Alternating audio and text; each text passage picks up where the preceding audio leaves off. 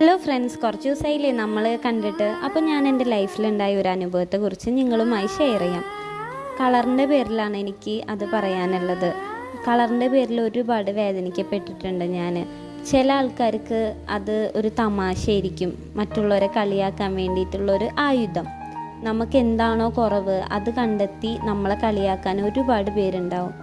ഒരു വീട്ടിൽ 2-3 പിള്ളേരുണ്ടെങ്കിൽ അതിലൊരാൾ മാത്രം കളർ കുറഞ്ഞു കഴിഞ്ഞാൽ അതിനെക്കുറിച്ചായിരിക്കും അവർക്ക് പറയാനുണ്ടാവുക. നമ്മൾ എന്തെങ്കിലും ഫംഗ്ഷനൊക്കെ പോയി കഴിഞ്ഞാൽ, അയ്യോ ഈ കൊച്ചു മാത്രം എന്താ കളർ കുറഞ്ഞു പോയേ, മോളെ എണ്ണ തേച്ച് കുളിക്കി, അങ്ങനെ ഇങ്ങനെ ചെയ്യുന്നൊക്കെ പറയും. അപ്പോൾ നമ്മൾ നിറം വെക്കുമെന്ന് അവർ പറയും. പക്ഷേ ചിലവർക്ക് നമുക്ക് അത് കേട്ടാൽ വിഷമമാണെന്ന് അറിഞ്ഞിട്ടും പല ആൾക്കാരും അതന്നെ പറഞ്ഞുകൊണ്ടിരിക്കും. അവർക്ക് ആ ഒരു നിമിഷത്തെ പറച്ചിൽ മാത്രമായിരിക്കും, പക്ഷെ നമുക്കത് ജീവിതകാലം മുഴുവനും വേദനിക്കാനുള്ളൊരു കാര്യമായി മാറും. അത് ഇപ്പോഴും ആൾക്കാർ എന്തെങ്കിലും ഫംഗ്ഷനൊക്കെ പോകുമ്പോൾ എന്നോട് ഇങ്ങനെയൊക്കെ പറയാറുണ്ട്.